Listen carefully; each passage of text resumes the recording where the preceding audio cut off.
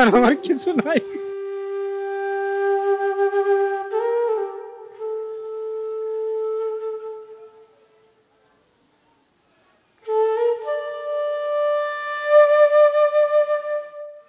দুইটা গুলি গেছে, একটা হাতে, হাতের দিয়ে বাড়ি গেছে গা, আর একটা পেটে।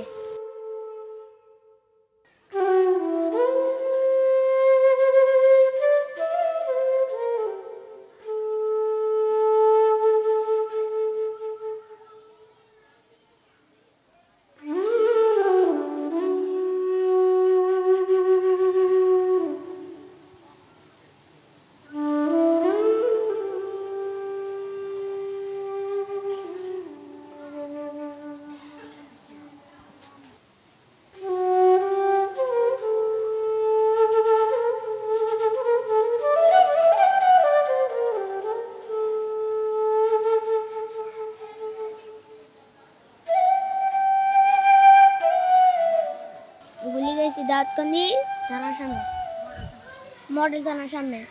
বিকাল 5টার দিকে বিজয় মিছিল বের হয়েছে, তো আমার ভাইয়ের মাদ্রাসা থেকে আসছে, তো এসে এবারে সাথে গেছে, তো সাথে গেছে মতন খবর আছে যে আমার ভাইয়ের গুলি লাগছে, তো লাগছে মতন আমরা সাথে সাথে গেছি, তো অন্য অ্যাম্বুলেন্স দিয়ে ঢাকা মেডিকেল পাঠিয়ে দিয়েছে। আমরা আবার অন্য গাড়ি দিয়ে আসছি আমার ভাইয়ের কাছে। আইসা দেখি আমার ভাইয়ের একে নিয়ে ভর্তি করে রাখছে, তো একটা গুলি বের হয়ে গেছে, তো আরেকটা আপনার 7 তারিখে অপারেশন করে বের করছে।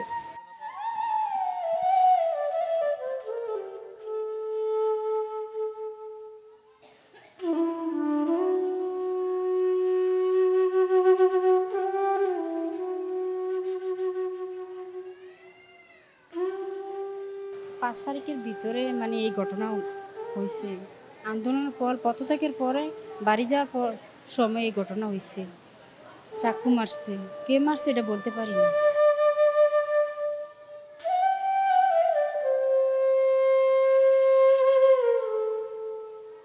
আমি বুঝতে পারি নাই যে গুলি হবে। আমার রিক্সাটা সাইডে থুয়ে আমি গেছি ওই আন্দোলনে, তালা মেরে থুয়ে এসে গেছি। ওনাদের মাপ চাইছি, দাঁড়া দাঁড়াই জায়গা দাঁড়াইছি, সে সময় গুলি নেই। আর এক পুলিশ আমার দেখে কাইন্দে দিচ্ছে, কানলি পরে স্যার ওরে মারেন না, ওরে মারেন না, ও বাড়ি যাচ্ছে স্যার। তবুও শুনলো না, না শুনলেই আমার ঠাস করে গুলি মারলো যাত্রাবাড়ি, একেবারে পুলিশ বাড়ির সামনের থেকে আমারে ঘেরাও করে ফেলাইছে। এখন দেখি আমার হাজার হাজার অনেক ভাই বিরাদার, অনেক ভাই সব রাস্তায় শুয়ে শুয়ে রয়েছে। এনে দেখি আমি আর একটা দৌড় দেই, সে সে দৌড়ে আমার আগে না। আমি মানে গড়তি আমি গেছি ড্রেনের পাশে মানুষ পলাইছে, লোকজন আমার সাইড ঠ্যাং 4 জন ধরিয়ে আমারে নিয়ে গেছে। নিয়ে গেলে ওই জায়গায় আমার ব্যান্ডেজ করছে, মানে তেনা এক মহিলা পেঁচাই পুচাইয়ে আমার এই ছাত্ররা আমার এই জায়গায় নিয়ে এসে আমার বুঝছেন, এই হাসপাতালে নিয়ে এসে আমার ছাত্ররা। আর আমার রিক্সাটা তো ওদিন থেকে নাই, উদা হয়ে গেছে। আমার দুড়ে ছেলে, দুড়ে মাইয়ে, আর আমার কিছু নাই। আমি আজ কতটা দিন শুয়ে রয়েছি, আমার ছেলে মেয়ে কোয়ানে, আর আমি মরে গেলে কি হতো।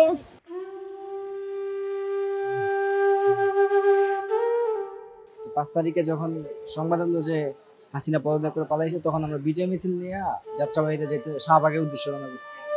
তখনই ও গুলি খায়, যাত্রাবাড়ি পুলিশের আঘাতে গুলি। আক্রমণ যখন শেষ হয়েছে তারপরে আমরা হসপিটালে আনছি। প্রথমে প্রাইভেট হসপিটাল নিয়েছি, প্রাইভেট হসপিটাল থেকে আবার ঢাকা মেডিকেল আনছি। ঢাকা মেডিকেল থেকে এক পর্যায়ে আবার গ্রিন লাইফে নিয়ে গেছিলাম। গ্রিন লাইফ থেকে তখন আবার সংখ্যামুক্ত হয়নি, তখন আবার ঢাকা মেডিকেলে শিফট করছি। তো আজকে 10 দিন যাবত ওইখানে আছি।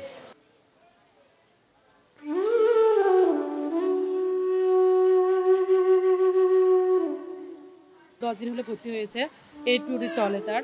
এখন যেগুলো ইঞ্জেকশন পায় ডক্টর দেখতেছে, আমরা যে কোটা পেশেন্টের এভরিথিং যেগুলো এখানে হসপিটাল থেকে পাচ্ছে, কোনো বাইরে থেকে কোনো কিছু মানে ইনভেস্টিগেশন বলেন, কোনো কিছু অ্যালবুটিন সহ আমাদের এখান থেকে দেওয়া হচ্ছে। তার পেশেন্টের মোটামুটি আগে চেয়েতে ভালো আছে সবাই এখানে পেশেন্টকে, মোটামুটি আমার সিস্টার বলেন ডক্টর সবাই মিলে আমরা পেশেন্টকে দেখতেছি।